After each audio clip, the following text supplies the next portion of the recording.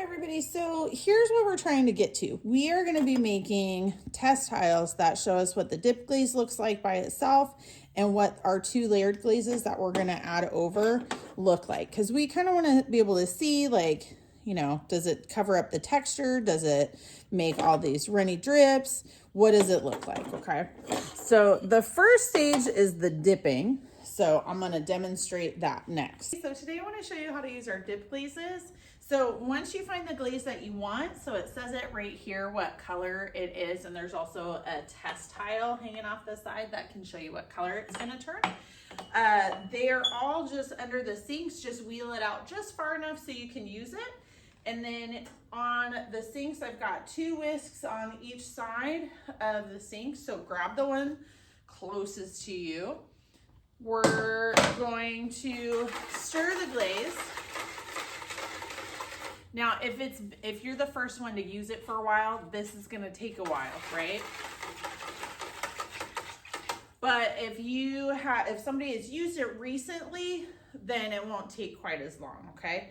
But anytime you are doing this, if you go to do something else, oh, I forgot to grab my test tile. Oh, I forgot to label my test tile. Oh, Missy was talking to me. Always stir it again, okay? Now, when we dip this in here, the level of the glaze is going to be here. We're going to dip it in to about right here on our test tile, and we're going to go 1, 2, 3, pull it out and shake it a little bit to let all the drips. And this kind of glaze actually dries pretty quick, and I'll show you what that looks like. Now, since I was talking, I got to stir the glaze. So I'm going to stir, I'm going to dip it in. 1, 2, 3, shake it off. And when it stops dripping, now it's dry enough that I can go set it on the counter, okay? So that is the first step for us doing this layered glaze test tile, okay? Now, depending on how thick or thin the glaze is will determine how many seconds you need to do it, and that's part of why we're testing it. If it's really thin, you might want to do 5 seconds. If it's really thick, you might want to do 1 second, okay? So you can ask me if you have questions about that. So important, don't be the person who doesn't clean this off, okay? If there's somebody standing directly behind you that's immediately gonna use it, they can use it without washing it. But you know, if there's not people right behind you,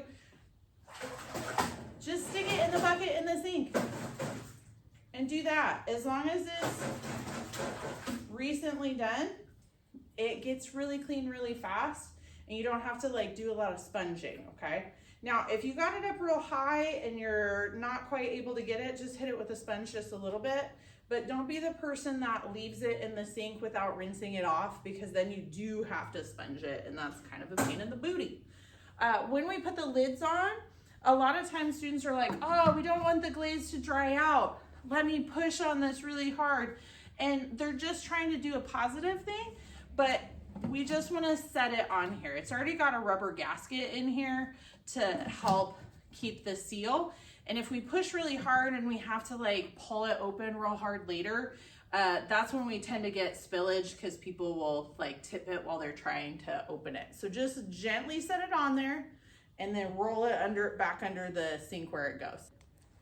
All right, so now that you saw how to do the dip glaze, you can see that this looks like it's dry, but if I hold it, it feels cold, which means that it's not ready for the next layer of glaze yet. You really want to make sure that you wait a full day before you add your next layer of glaze on. And even then, just check and see if it feels cold. If it feels cold, wait another day.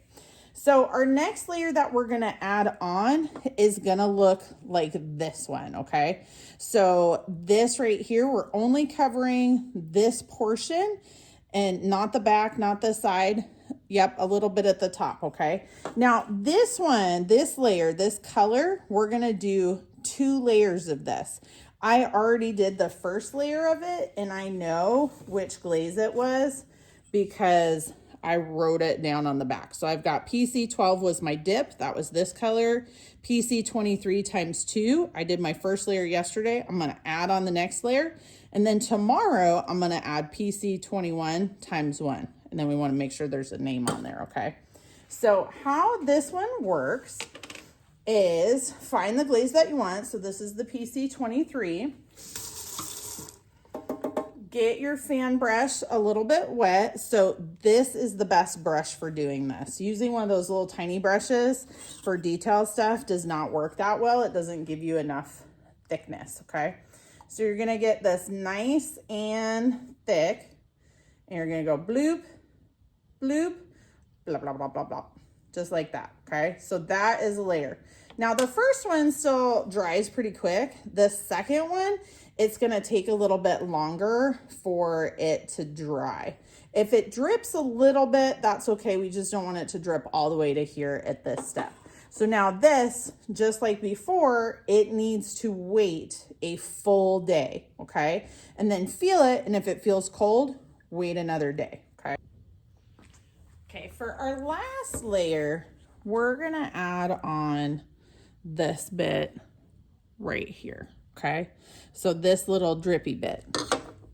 So we want a really thick layer on there. So you're gonna open your glaze, make sure your paintbrush is already a little bit wet again and clean. And then I'm still gonna hold the tile kind of upside down, but instead of trying to really like cover this whole thing, I'm just gonna scoop the extra onto the edge like that. That's all I need is just this little scoop on the edge.